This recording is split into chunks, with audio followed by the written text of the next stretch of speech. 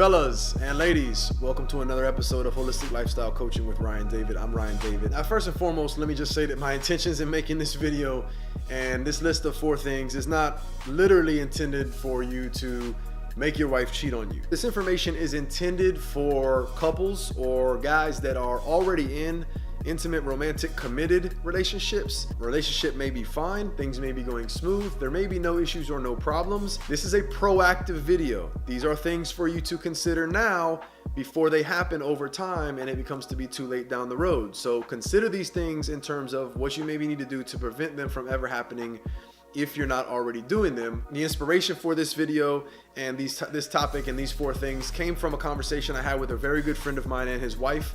And from talking about some of the gaps or the holes or the issues in their marriage, which was a very, very, very good, stable marriage, it made a light bulb go off. And it reminded me of some previous conversations I've had in the past with other women about the issues that they had in their either past previous relationships or current relationships where there was a disconnect with their husband and maybe even issues that led to them straying outside of the relationship. The information that I accumulated has caused me to come up with this list of 4 things that for the most part are very common reasons that end up or could potentially lead to a situation that you do not want to be in with your wife. So without further ado, let's get into them. Number 1, neglect intellectual conversation. Far too often I hear stories about men that are just not adequate communicators. This is not some trait or skill or ability that is unique to women. This is something that we are all capable of, guys. And the brain is the biggest sexual organ in the body. If you stimulate her mind, her body will follow. Conversation is also an amazing opportunity for you to pay attention to your woman. Listening requires effort. Effort to pay attention to her. If you're making an effort to listen to her, she will know by default you are paying attention to her. Most of the time, especially women with strong feminine energy, they just want to be noticed, they want to be seen, they want to be heard, they want to be paid attention to. This can come from conversation, and the conversation doesn't have to be mind-blowing. It doesn't have to be a deep conversation. It can be casual conversation. It can be her ranting. It can be venting. It can be anything that requires you to pay attention to what she's saying, what she's thinking, and what she's feeling. Neglect intellectual conversation, you neglect a huge chunk of her needs, and there will be a disconnect that will lead to places other than just not communicating with each other. Just keep in mind the most important factor here is that you're paying attention or at least making an effort to do so. And listening is an amazing, great, easy actually opportunity for you to make an effort to pay attention to your woman. Again, it can be in the form of casual conversations, just meaningless banter, as long as you're genuinely tuned in to your woman.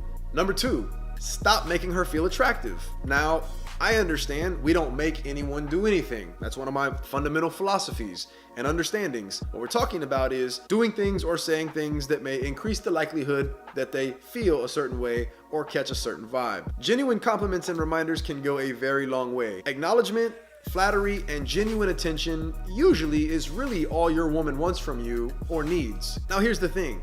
Your woman may get attention from a lot of other places, other people, the internet, regardless. She may get attention from other places, and you may feel like then that you don't need to give her as much, or there's no need to give her as much because you'll just be 1, another person that's giving her attention, or 2, wasting your time on something that she already knows.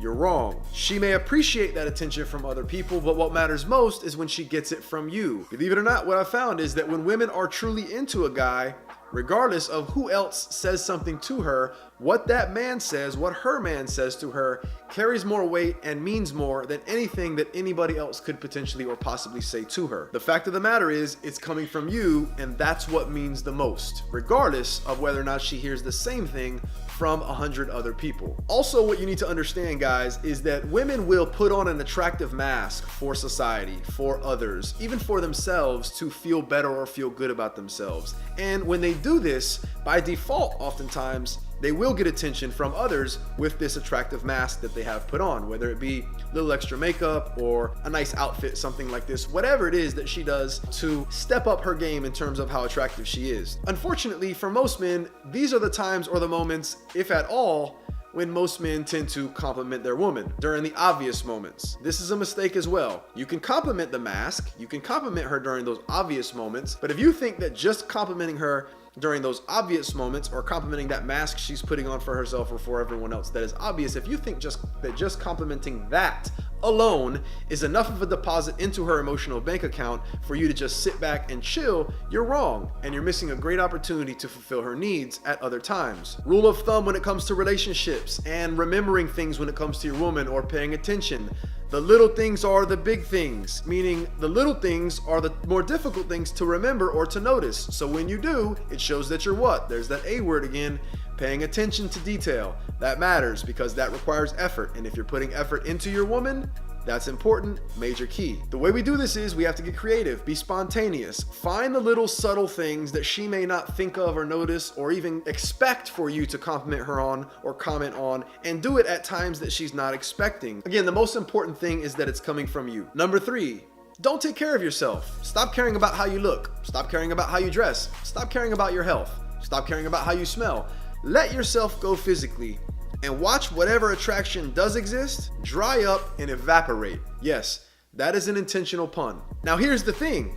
She'll be less attracted to you, but not for the reasons you might think. Yes, she will be displeased in terms of your aesthetics if you let yourself go physically and change and look worse, but that is not the reason why she will not be attracted to you for the most part. The main reason why she won't be attracted to you as much now has to do with a lack of effort, not a lack of looks. See, this applies to any man in any situation. Your woman loves you for you. She's accepted you whoever and however you are physically when she accepted you physically. When that changes and that gets worse, it's not that she's dissatisfied with you looking worse most of the time. What she's dissatisfied with is your lack of effort to maintain yourself. That is a turnoff for most people, but specifically a lot of women. To understand this, you have to ask yourself one question. Why should anyone else care about me or be interested in me or how I look if I'm not? Here's a more critical question when it comes to you and your woman. If I'm not a priority to me, why should she think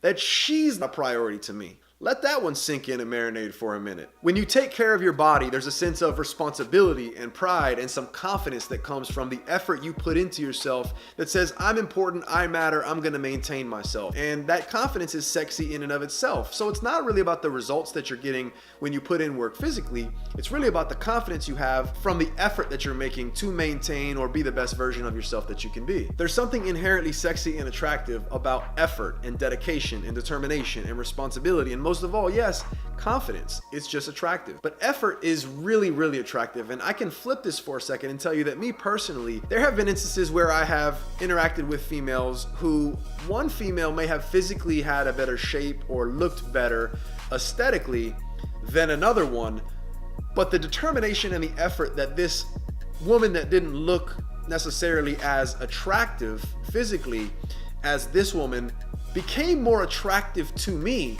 because of the effort that she put into trying to maintain herself and taking care of her health as best she possibly could, where this woman would neglect her body, neglect her health, and neglect her beauty.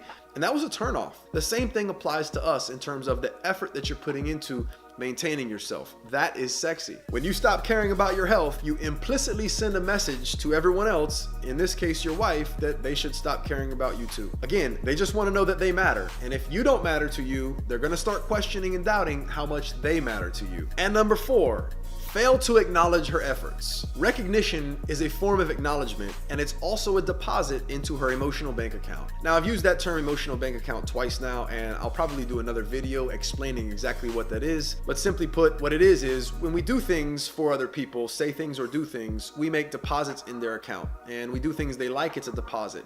We have to be sure that we're doing things and putting deposits in other people's account that they consider to be a deposit. You may put something in someone's account or say or do something that you think is worth more than it really is. So emotional bank account is what we hold with each other, and the deposits we make are what we do for each other.